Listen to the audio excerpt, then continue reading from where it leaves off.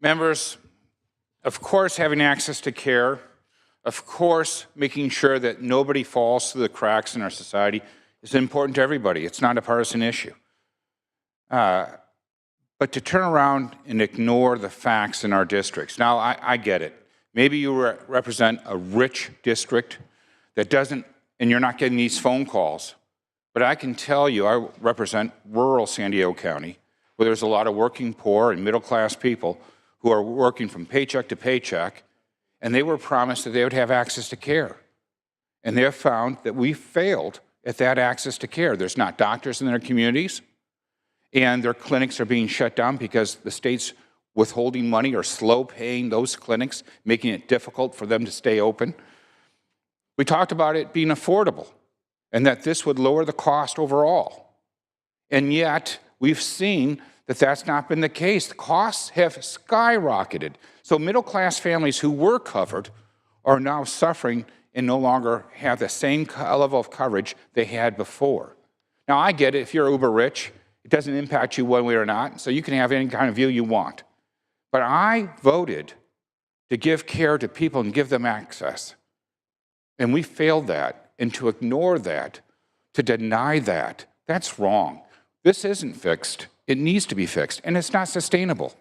And I'll tell you, earlier this year, we had a debate similar like this on the floor where people shared their opinions, which is terrific. And I challenged leadership in the Capitol. We have one party that rules both houses and all 5 constitutional offices. And they're all upset because we may have to go it alone. Go it alone. Show us the leadership you promised us. Show us how you're going to fund it. But the fact of the matter is you haven't, and that's because it's not sustainable. And to promise people they're going to have access to health care, promise them that their doctor's going to be there for them when it's not true, is a false promise. That's the worst thing you can do to Californians. Let's make sure people live within their means. Let's give them the health care that we can afford, but let's be honest about it. And look, I'm willing to walk across the aisle and work on this bill and do it. When I was vice chair of health, I worked very closely with the chair on ACA. And you know what I found? I found that people that voted for it, who said they were for it, put in bills to torpedo it.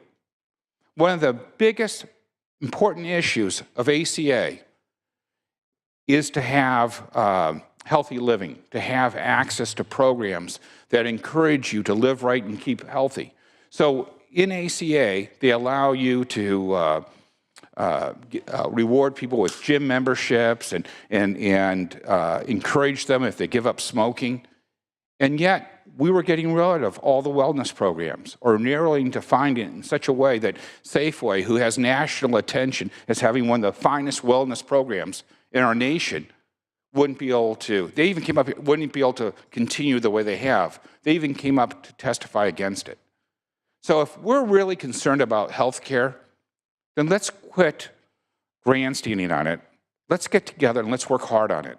And you know what? California is a great state. And I always hear everyone talk about if we were a country, where we would rank, whether it's 5, 6, 7 in our gross national product, if we were a state.